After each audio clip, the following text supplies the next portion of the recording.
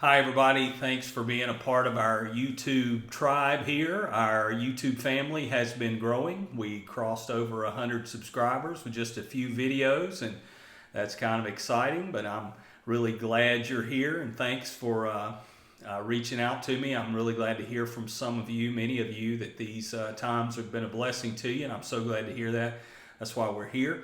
If you do want to join our group, we would love to have you here on a regular basis. You'll see a little subscribe button right down in the corner of the screen there, and if you click on that, you'll be able to subscribe and you won't miss a minute of our times together. So I encourage you to do that today. We're talking today about what are you made for? What are you made for? I will never forget the moment I was in the 5th grade, and a good buddy of mine walked in the room, and I saw on his feet the very things that I wanted, the things that would make my life complete.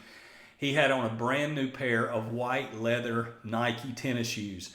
Now, I'm kind of old, I'm 50, and if you're my age or older, you will remember when Nike really hit the scene about 1980, something like that.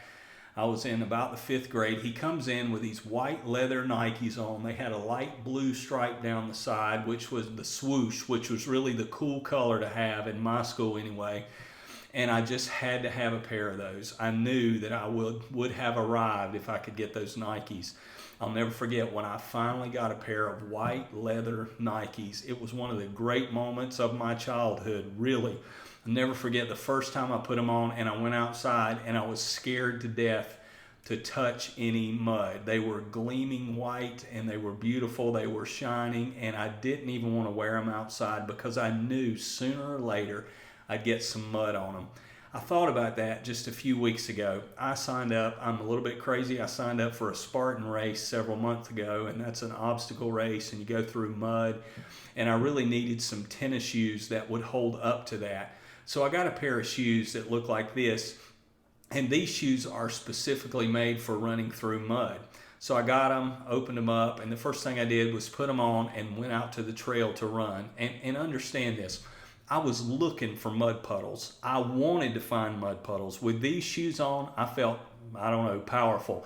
I could run through mud. So believe me, I jumped in every mud puddle I could. If I saw anything that looked wet or like mud, I ran through it and loved it. The difference in that and my early pair of Nikes is that these shoes were made for mud. And I felt like I needed to run through some mud because that's what they were made for. The other Nikes 40 years ago, shining, gleaming white, were made to shine, were made to look good, and I didn't want to get them near anything. You know, that really spoke to me when I started thinking about that. When we believe we're made for the wrong purpose, or we accept a lie about our purpose, it will cause us to get into metaphorically, to some mud puddles, to some bad places, to some dirty places, to some destructive places when we think that's what we're made for. I've talked to many people who've been early in life, and we talked about this in the previous video called Reclaiming Your Identity. You may want to check that out. We talked about Jacob. We're going to finish with Jacob next time. But we talked about how we accept false identities into our lives through wounds that are inflicted on us or words that are spoken over us.